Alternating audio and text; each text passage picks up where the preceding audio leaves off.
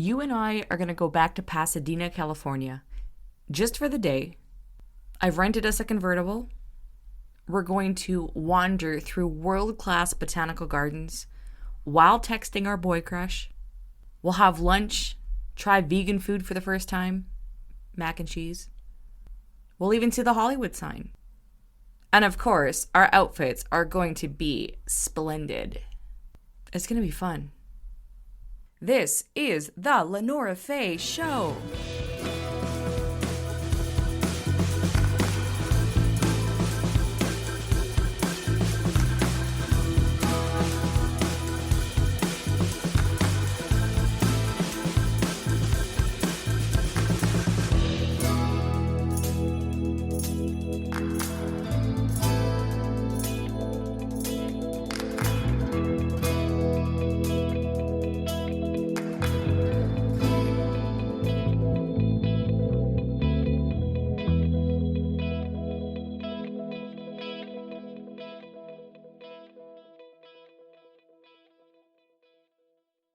Hello, I am your host, Lenora Faye, and welcome to the Pasadena episode. Oh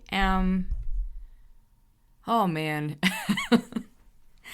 I've been making notes on this episode for a couple of days because this is actually a 23-year journey, and I'm not going to take 23 years to tell this story, but I had to go back to 1999 because that's when this all began. The story I'm going to tell you happened December of 2022. Pasadena, California is where this story will take place. But before we get there, I need to take you back to 1999. I was 16 years old. This would have been grade 10/grade 11. A couple of key things about myself I'm going to tell you, and you will hear those a little in more detail in future episodes. But just to give some more context to this story, one thing, I was born and raised in a secret sect in northern Alberta, and it didn't matter where we lived, that we were still involved in this organization. It's called the 2x2 religion, if you want to Google, if you feel like Googling it. And you weren't allowed to go to movies or watch TV. So there's that. So I did not grow up watching television or movies. I saw them on occasion at a friend's house, or, most of my family, actually pretty much all of my family did not belong, just my parents. So, I did see television occasionally, but I was not raised with it. So keep that in mind. And then the other point that you need to know is through a therapist, I was finally able to break free a bit when I was 16 and go to the movie theater. So the movie theater was my second home, and I was in there every single Wednesday night while my parents had Bible study. So I'd finished teaching because I had a music teaching practice by that point, and then I left the house. My parents had Bible study, and I would go to the movie theater.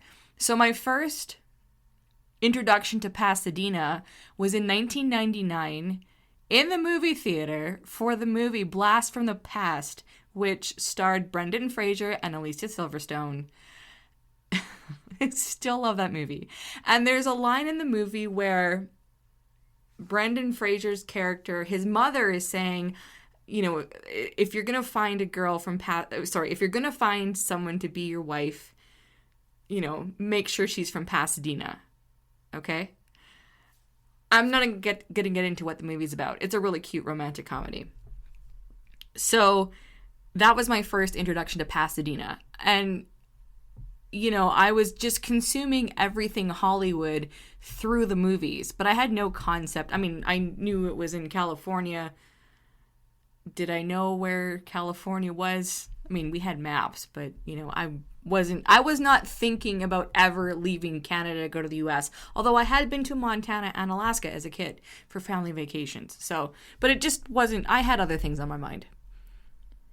And actually, come to think of it, another movie that, I'll get into that later. There's another movie that's not about Pasadena, but it was shot in Pasadena, The Wedding Planner, but I will bring that in later to the story. So, my first introduction to Pasadena was through the movie Blast from the Past, and that somehow planted a seed in my brain. I do not know why. Actually, I do. But you know what? A little bit of life has to go on because I think Yeah. I think in a couple of years we'll come back to me saying that. Just keep in mind what I said about finding a partner from Pasadena, okay? So fast forward a couple of years to college. I've left home. I finally had a television.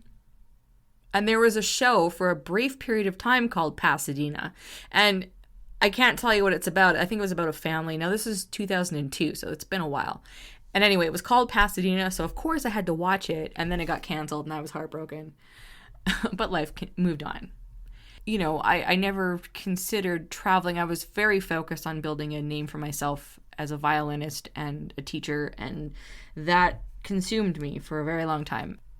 Fast forward a bazillion years to my later 30s, and I'm thinking, I want to go to Palm Springs for my 38th birthday.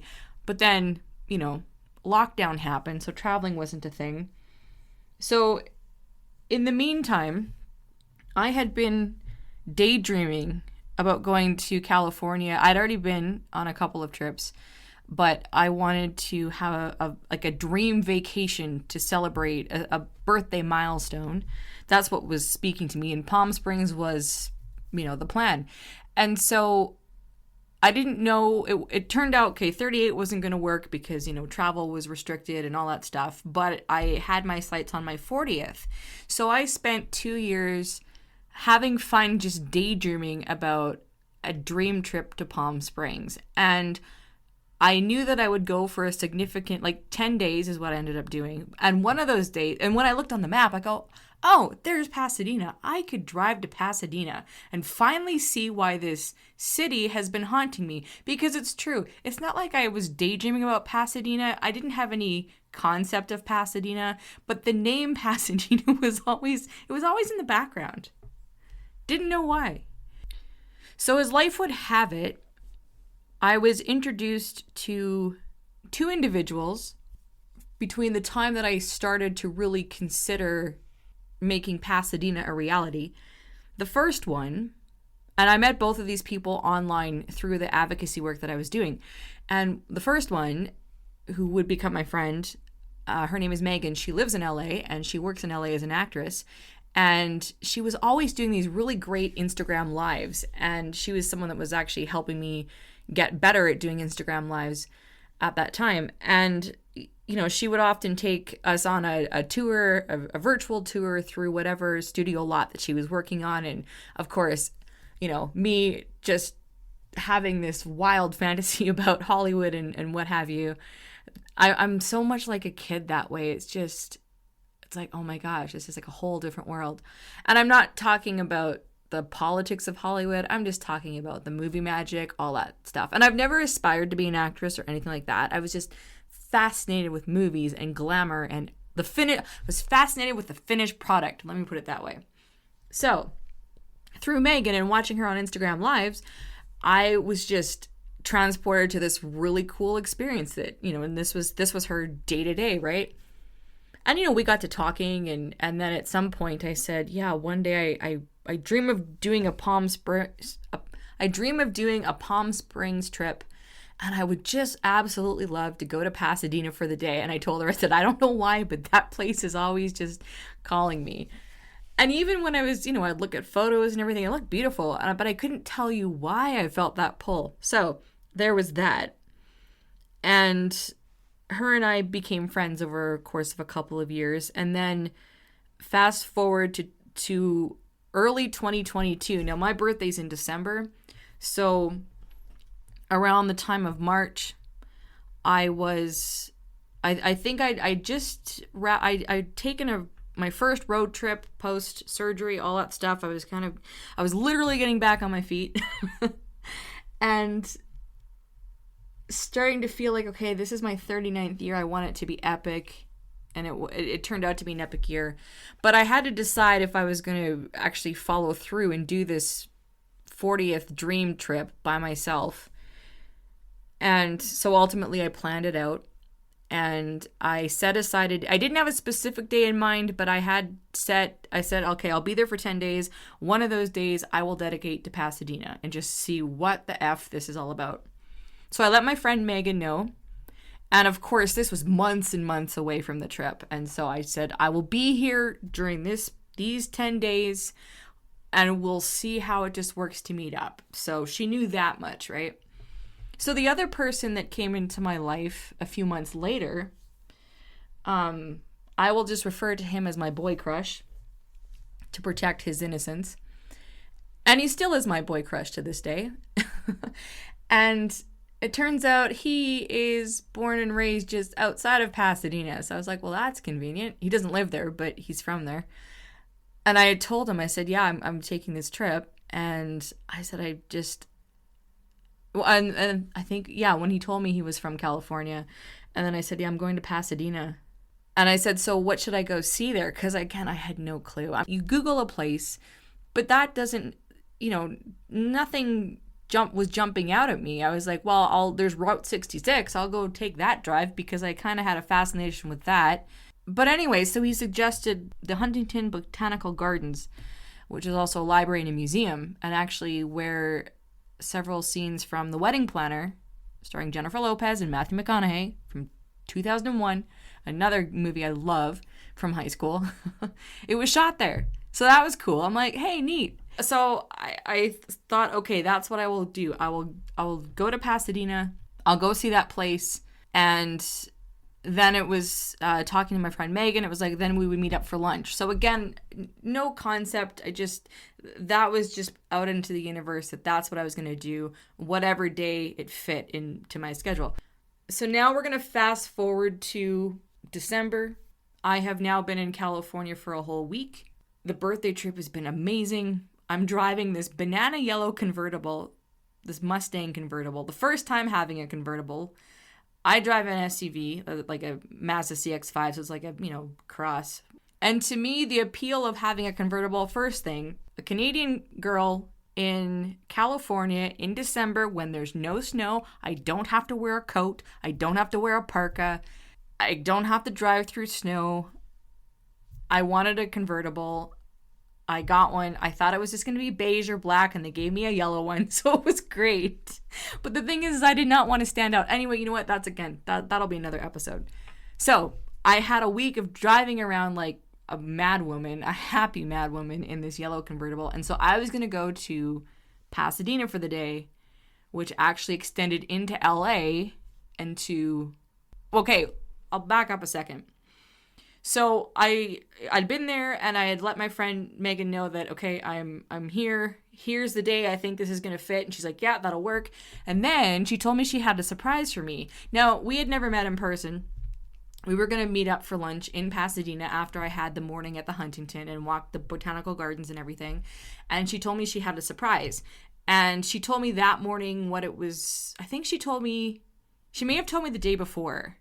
Anyway, so through her connections, due to her work, she got us into touring the Paramount movie studio. Like just her and I walking around, and she could take me everywhere. And I was like, seriously? That blew my mind. I was like, yes. I mean, okay, sure, I had turned 40 that week. But let me take you back to me being 16 years old, and suddenly I'm going to go to see a movie studio lot. And this was coming, like the girl, the inner child that was not allowed to watch TV and movies, and everything about that was bad. And I was just like, yeah, I get to do this. I was just so excited, I couldn't even feel excited. And the whole trip, I had all these outfits and everything, and it was so fun, and I did a lot of shopping, and I had this I still have them. I had bought these 2 newspaper print dresses, and so I had this whole outfit planned. And it turns out I was going to go to a movie studio lot, and it was the one where Lucille Ball used to own it, and I have this fascination with, like, old Hollywood, like black and white Hollywood. Ugh, I can't even get into it.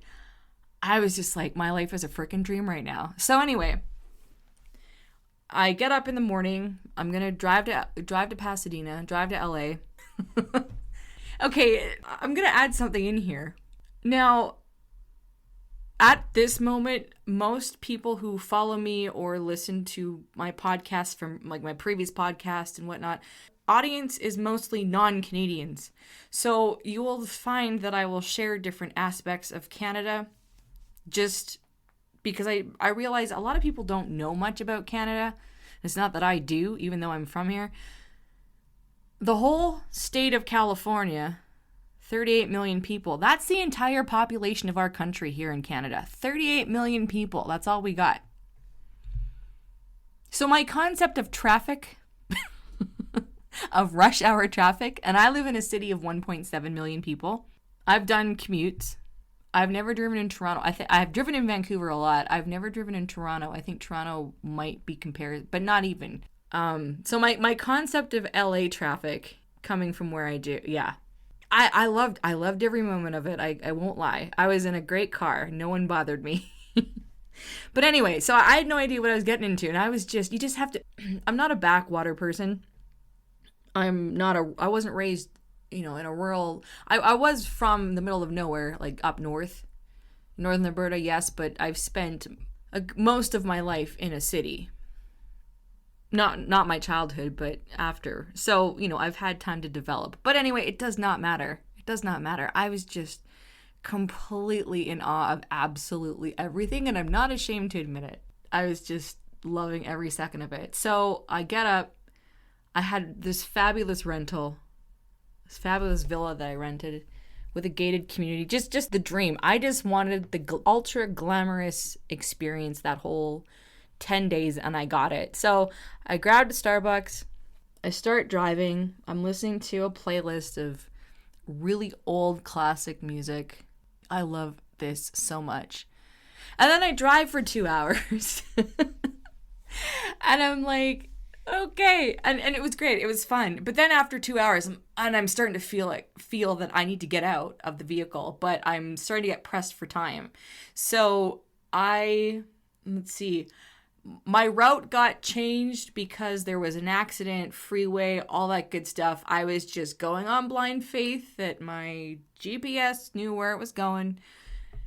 And I stopped once to try and find a bathroom, and my spidey senses were going, get back into your vehicle. This is not the place for you to be wandering around because you look a little fancy, and this is not a fancy area. So I just held it until I finally got to my destination.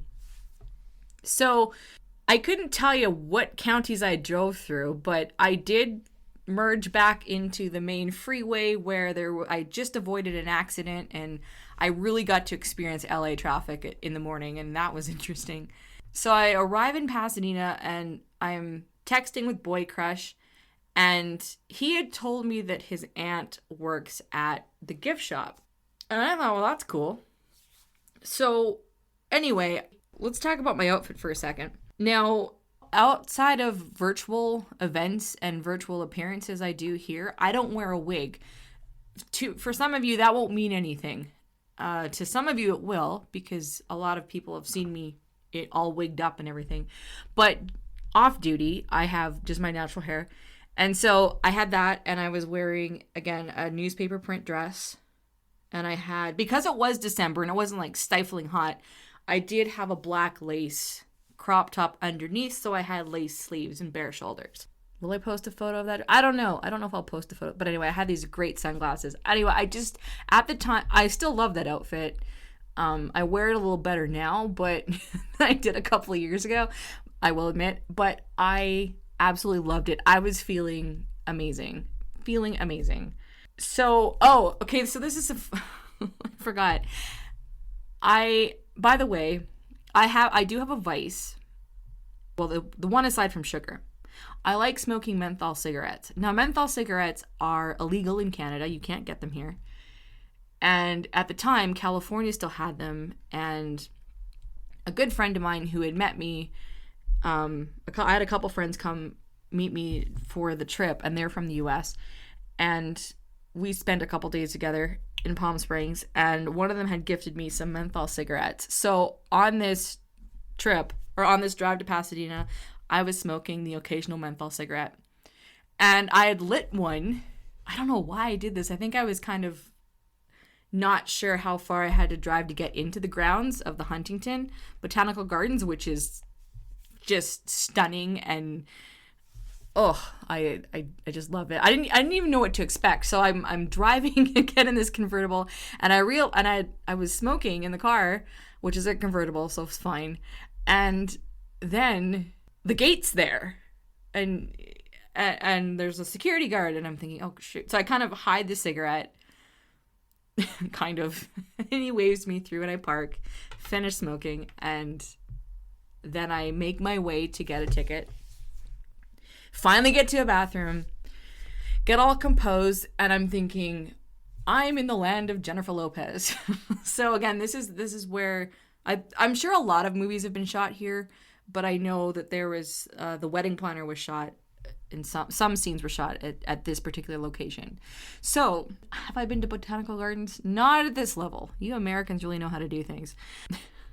So I get in, show my ticket, and now I'm just in A-list scenery. I mean, I'm looking, like, in my mind, I'm sitting here at my desk right now. I'm just recalling, like, the sky and just the manicured everything. It's botanical gardens, and this is, I would have to go through it again. But I was just going, like, I love scenery. I love feeling a certain way, and this had me feeling everything I've wanted to feel in my entire life, but just outwardly, right? It was just expansive, and I'm not a horticulturalist. I can't tell you what any kind of flowers are except for the basic ones. But it does not matter. The air was beautiful, the scenery. And so I'm just wandering around, and I'm just feeling so in love. And Boy Crush and I are texting, and I'm because this was his idea. This was his suggestion, and I went with it. And I'm just totally loving what I'm seeing. I was just feeling on cloud 9 just to be there. And that's how I like to do life. And I hate it when life doesn't always cooperate that way. But that moment, I just was so happy and so thrilled to be alive. I mean, I still am. Because it's not like those experiences are over. It's just, I'm just reliving a moment where I just... it took me out of my head, and my heart just expanded a million times. And that was just me wandering around botanical gardens. It really doesn't take much for me to feel amazing. Just give me beautiful scenery and a cute boy to text, or a cute girl. But in this case, it was a cute boy. So I did that for 2 hours. I just let myself feel everything and just absorb the scenery. And I'm like, okay, this is Pasadena. I mean, technically, the Huntington is not in Pasadena, but it did not matter. I'm here. I'm Pasadena adjacent. I had driven through Pasadena. So I saw what I could see. There were certain things I didn't get to see. The museum was, or the library was closed. I wandered through things. I can't even tell you where and what. But after a couple hours, I knew I had a lunch date with my friend Megan, and then we were going to go spend the afternoon at the Paramount studio. So, and that was going to be a drive into LA. And so I had a schedule to follow. So there's one more element to this, is I was going to stop by the gift shop on the way out because, and I'm not outing this boy crush because nobody knows who that is except for him. So on the off chance that he is listening to it, I'm not going to apologize for sharing this part of the story because no names are mentioned. So I had it in my head, and this kind of goes to the whole manifesting thing. I had it in my head because he told me, he's like, my aunt works there, but she doesn't work in the shop. Or he didn't think she did. So I doubt he thought that I was going to meet her. I just put it out there that I would meet her because I didn't know. I thought, well, why not? Like, I'll introduce myself. And he had given me just a vague description of what she looked like. Now, I will say I had met Boy Crush in person on a previous trip. And that kind of plays into what I'll share in a bit.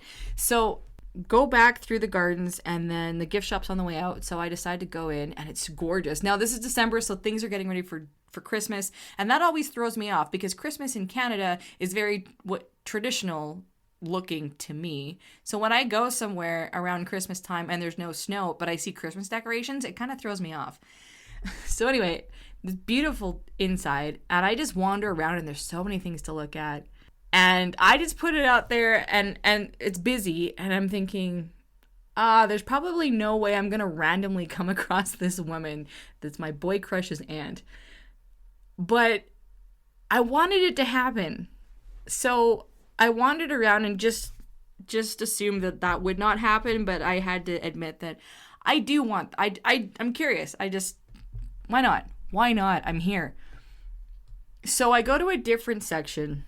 I'm following my intuition. I don't know. It's not like I control that. So I'm just looking at the bookshelves, and there's like tea, and so I picked out a few items that I could, I still had room in my suitcase for on the way back. And this woman walks in front of me, and I looked at her, and I thought, and I noticed that she was someone who worked there, and I go, that fits the description. Again, it was a vague description he'd given me, but I had met him, and they have different coloring, but from what he described, I was like, okay, maybe. So I wandered around a bit, and then she appeared again behind the register, like the big, the register area, cash register area. And I saw her profile, and because I'd seen him in person, I totally saw the resemblance. I'm like, yeah, that's her. So, and I'm not a shy person. I can introduce myself to anybody. So I waited until things quieted a bit at the register area, or the checkout area. I don't even know what to call it. And then, and I still had stuff, but I wasn't ready to pay. I wanted to just go say hello. So I waited until I saw she was free, and then I went up to her without crossing the barrier, like the checkout area.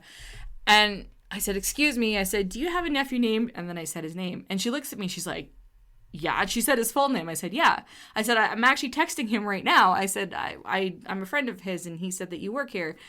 And I just want to introduce myself. So I introduced myself to my boy crush's aunt, and we talked. And then things got busy, and so I stepped away, and I was just gonna keep looking around a bit. And so then I texted him. I said, I just met your aunt. He's like, and he did not believe me. Did not believe me. I mean, why would I? He just assumed it was not possible. So I snuck a photo of her, and then I sent it to him. And he still didn't believe me until he actually looked at the bloody picture, and then he's like, that's her. And then he went off on a tangent about how weird it was that I was meeting his family, or the same room as his family. I'm like, oh, not really. I don't know. Whatever. I didn't think it was weird, but maybe it was.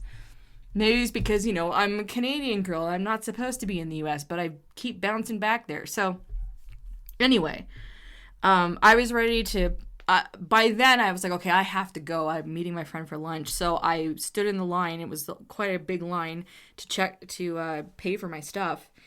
And so then I got to chat with her a bit more, and it was really, really sweet. She was so lovely, very lovely woman. And she gave me a discount, and, she'd asked me how I knew Boy Crush. I didn't call him that to her, but anyway, I said we met through business, which was true. So yeah, I met Boy Crush's aunt. So that was the morning. And then I got back into the convertible, and then I went into Pasadena and had my first vegan lunch. My friend Megan treated me to a vegan lunch. I had a Reuben sandwich and mac and cheese. And I have to say, and I was starving, so I would have eaten anything. I have to say it was good. Not as good as the real thing. I am not a vegan, but she is vegan. Vegan through and through. And anyway, so that's, let me back up a little bit, because that was really cool too. So, so I'm driving down, so I text her, I said I'm on my way, and the restaurant is on a corner, and she was watching for me from inside the restaurant, and I could see her because she was wearing this awesome this awesome pink coat. And so here I am, I'm pulling up to the lights, and I can see she has her phone out, so she's taking a video, and she sent it to me. A video of me in this ridiculous yellow convertible. And so I pull around because I'm gonna park. And I'm honestly, like, the whole time, you know when you have a moment, you have a dream about going somewhere, whether it's a trip or maybe it's something in your city, or it's just anything that you really wanted to do, and you don't have a concrete vision because you've never had an experience like that. You're just kind of going for it, and the whole thing just turns out spectacular on a level that when you're in the moment, you're just so in the moment. Like there's nothing else in your world exists except for the cool shit that's happening in front of you. And it's just making you feel a certain way. And you don't even feel like you're in your life. That's what I was having here. It was just so fun. So fun.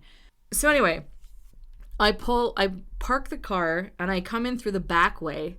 And so I kind of sneak up behind her without sneaking up behind her. But then and again, her and I have been talking, I think 2 or 3 years at this point. And I don't meet just anybody. Like I have to feel a certain level of comfort with you, because meeting people online, even if you video them, it's just, well, you guys have heard another story I've shared about that. So, but this, I was not worried about this at all. So anyway, her and I, it was just so cool to meet her in person, and we hugged and we sat down and we ate and chatted, and it was just fun. And so then we drove into LA to the Paramount studio. So of course, now I'd never driven into LA obviously before, and so she's giving me directions, and I'm a good driver, a calm driver. It was just neat. I just feel like, at some point I'm going to spend a lot of time in that area. So it was just cool to be there, and just, although I will say California roads are weird. The pavement's weird. And I come from a place of weird pavement because every year our roads have to be redone because we have harsh winters and, pavement gets ripped up. But California pavement was strange. Anyway, so she's showing me where different cemeteries are, and I'm a huge cemetery fanatic, but we didn't have time to detour or anything like that. So we get into LA, she directs me to the studios, and then I have this moment where I'm driving up to the Paramount studio lot, and our tickets are inside the gate. So I have that experience, and I'm just like, and she's from there, and she's lived there for a long time. She's worked there. And she's giving me like the ultimate behind the scenes tour of everything, even just driving to the studio. So I have my own personal tour guide here, and it's just an experience I didn't even plan for one. So I love when things happen like that, where they just seemingly like come out of nowhere and they're so perfect. Like I couldn't have planned that if I wanted to. Anyway, so I have the experience of driving up to the Paramount studio lot in this banana yellow convertible. We give the guard our IDs, and he hands us our tickets, and we park, and I am in my first movie studio lot, Hollywood lot. Like you see the Hollywood sign from that lot. And we proceed for the next several hours. She shows me, there was a few things shooting, and you're not allowed to take photos of anything, any activity, for obvious reasons. And she works as an extra and a model, and so she gave me, like, she knew so many things about so many things in the history. And again, I love old Hollywood, so she's showing me where Alfred Hitchcock wrote, and Lucille Ball's office, and Rudolph Valentino, like, the silent film star. And I'm just following her around like a puppy dog, so happy. I'm like, wow, this is so neat.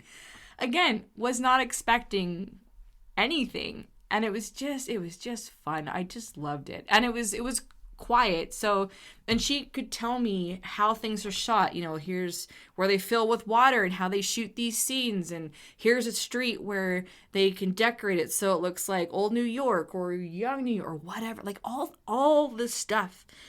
And here's where Bob Hope used to play golf, like in the off, like all these details. So it was such an immersive experience, and really, and I could take pictures of a lot of things that weren't involved in active production, but it was so neat. It really was. I just loved it.